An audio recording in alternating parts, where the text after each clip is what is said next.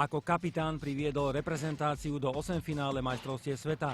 S Neapolom postúpil do 16 finále Európskej ligy UEFA. V sérii A bojuje o titul.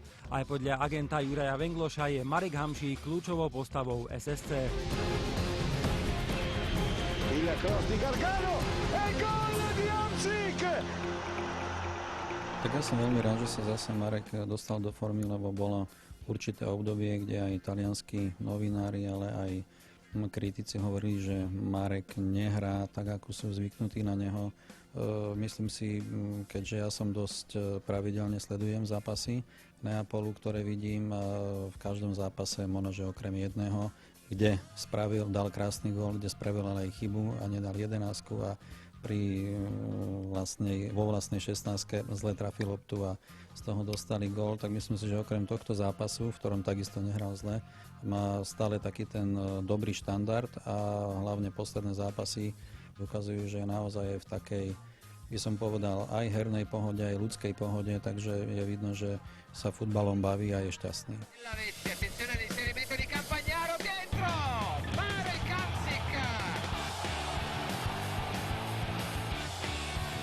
Známy manažér je v pravidelnom kontakte s vedením Neapolu, ale aj s ďalšími poprednými činovníkmi futbalu na najvyššej úrovni.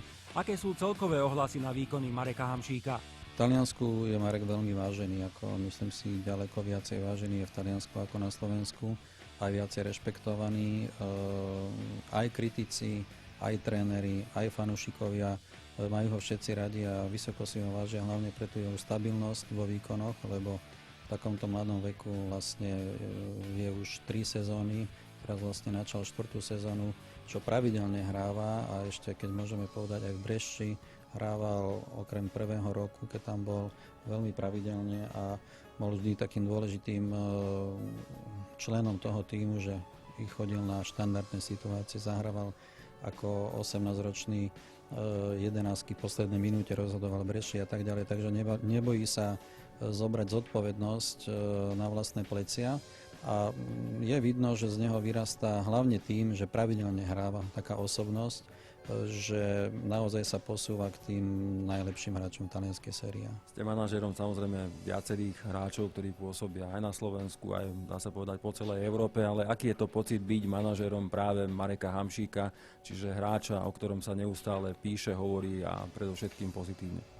Tak určite je to veľmi dobrý pocit, lebo Marek dostáva aj určité ocenenia, stretávam sa s ľuďmi alebo aj rokujem s veľkými klubmi, ktoré majú väčšinou zatiaľ len taký informatívny charakter a dostáva sa prostredníctvom Mareka človek aj v tom talianskom futbale naozaj k tým najvyšším personám, ktoré tam fungujú, aj keď bolo napríklad to odovzdávanie najlepšieho mladého hráča do 23 rokov, tak vtedy to vyhral Marek ako prvý zahraničný hráč v tomto veku. Boli tam Ibrahimovič, boli tam manažeri AC Milano, Inter Milano a tak ďalej, takže je to určite dobrý pocit, ale hlavne je to, že Marek je, dá sa povedať, takmer úplne bezproblémový, čo sa týka spolupráce, takže aj preto je to fajn.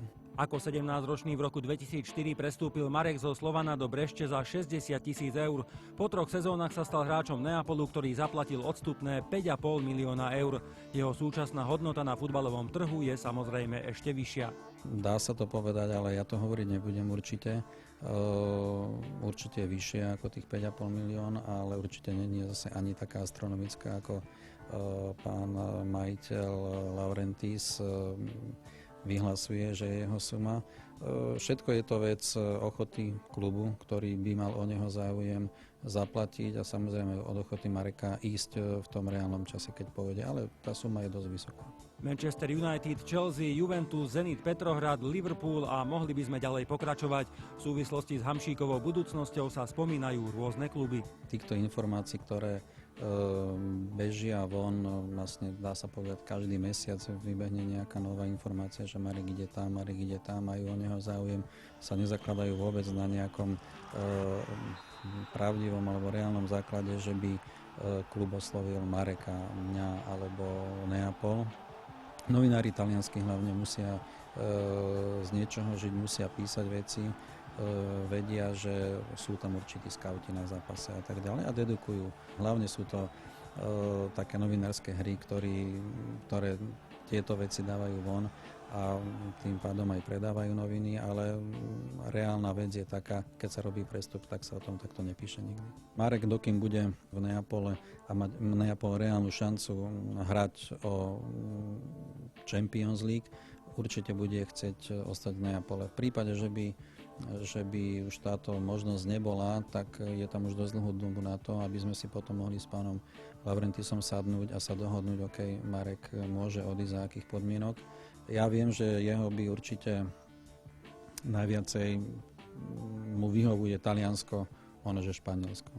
Ale viete, veľký klub, keď príde z Anglicka, ja si myslím, som presvedčený o tom, že aj tam by sa uplatnil. Ale je to vždy aj o veci ozaj reálneho záujmu a o veci, ktorý tréner má o neho záujem a tak ďalej. V médiách sa niekedy objavujú aj názory, že najmladší kapitán slovenskej reprezentácie hviezdi viac v klubovom ako v reprezentačnom drese. Marek sa rovnako snaží aj v reprezentácii, aj v Neapole. V Neapole má trocha ľahčenú úlohu v tom, že je, dá sa povedať, taký voľnejší hráč, ktorý je viacej v ofenzíve. Nemusí sa až tak veľmi zapájať do defenzívy. To je jedna vec. A ďalšia vec je v tom, že v reprezentácii má zase iné úlohy, má iných spoluhráčov a hrá ona iným systémom, ale ja si tiež nemyslím, že hrával v reprezentácii zlé zápasy. Určite nehral zlé zápasy, ale možno, že nebol tak viditeľný ako v tom Neapole. Ale myslím si, že pre kolektíva, každý tréner, ktorý ho vedie alebo viedol v reprezentácii a určite aj pán Weiss to potvrdí, že je užitočný pre mužstvo. Nie len tým, že ide v ofenzíve hore, ale aj v reprezentácii sa pod sebou vracia a robí tieto defenzívne veci. Takže ja by som to nebral tak, že v reprezentácii podáva slabé výkony. Proste je to zase iné mužstvo. Nakoľko sa Marek zmenil, odkedy je známym hráčom, kľúčovou postavou Neapolu a slovenskej reprezentácie? Tak určite sa zmenil, ale zmenil by som povedal ešte takému lepšiemu, lebo ten tlak, ktorý je na neho, hlavne v Taliansku, je enormný a čo sa týka, nemôže naozaj stále komunikovať s médiami alebo s novinármi, sa to jednoducho nedá, lebo by nerobil nič iné, ale vždy bol ústretový. Aj keď sme mali tu na krst knihy, aj s Pavlom Nedvedom som videl vyše hodiny a pol, podpisovali knihu bez nejakého náznaku únavy, s úsmevom.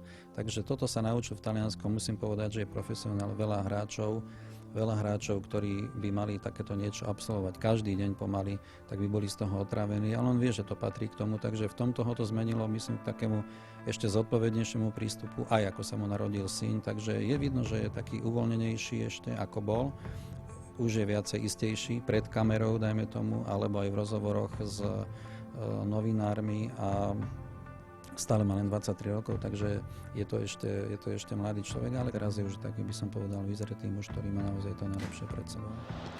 On ešte loptu udržal v hre, Hamšík má možnosť zasiahnuť a vystreliť. Marek Hamšík, je to gól, jeho štvrtý presný zásah v tejto sezóne. Stále iba 23-ročný Marek Hamšík je vzorom pre mladých futbalistov na Slovensku. Aká je teda cesta z klubu Jupy Podlavice do vyspelej Európy? No, v prvom rade treba mať na to tri veci. Talent, šťastie a takú podporu v tej rodine. A toto všetko Marek mal, lebo ten talent mal, rodina ho podporovala v tom, aby išiel ďalej a takisto musí mať aj šťastie na správne kluby, správnych trénerov, v správnom čase prestúpiť. Dá sa povedať, on nikdy nestál, hej, že by mal v tomto veku nejaký sezónu, že dajme tomu pol roka nehráva a tak ďalej. Toto sa mu zatiaľ chvála Bohu všetko vyhýbalo aj zranenia, čo musím zaklopať, aby to sa naozaj mu ďalej takto vyhýbali, ale znamená to aj to, že sa o seba stará, hej, a bol dosť cieľavedomý, čo sa týka futbalu, nenehal naozaj nič na náhodu, takže no a je to potom drina, to sa nezdá, ale je to naozaj drina a není to len o tom, že teraz je na tom výslni, ale je to každodenná drina.